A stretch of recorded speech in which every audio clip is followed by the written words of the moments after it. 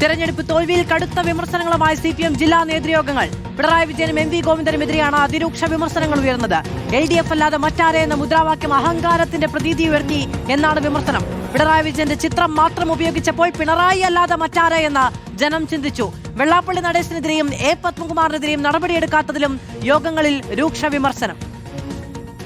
പിണറായി വിജയനെതിരെ അതിരൂക്ഷ വിമർശനങ്ങൾ നേതൃയോഗങ്ങളിൽ ഉയർന്നത് സമീപകാലത്തെ അസാധാരണ കാഴ്ചയാണ്.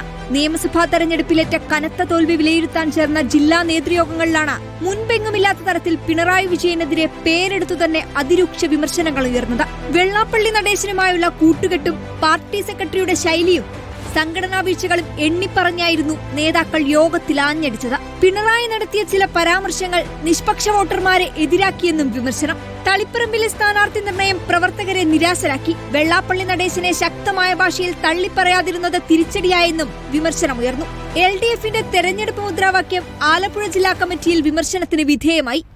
ആലപ്പുഴയിലെ സ്ഥാനാർത്ഥി തോൽക്കാൻ കാരണം ഗൺമാന്മാരുടെ മർദ്ദനമാണെന്നും നേതാക്കൾ തുറന്നടിച്ചു. കോട്ടയത്തും പിണറായിക്ക് നേരെ തന്നെയാണ് അംഗങ്ങളുടെ ശക്തമായ വികാരമുയർന്നത്.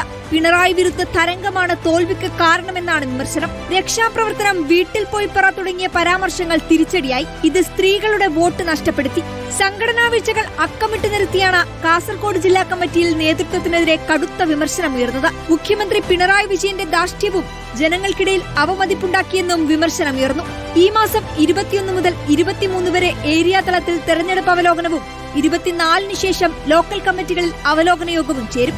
News desk reporter.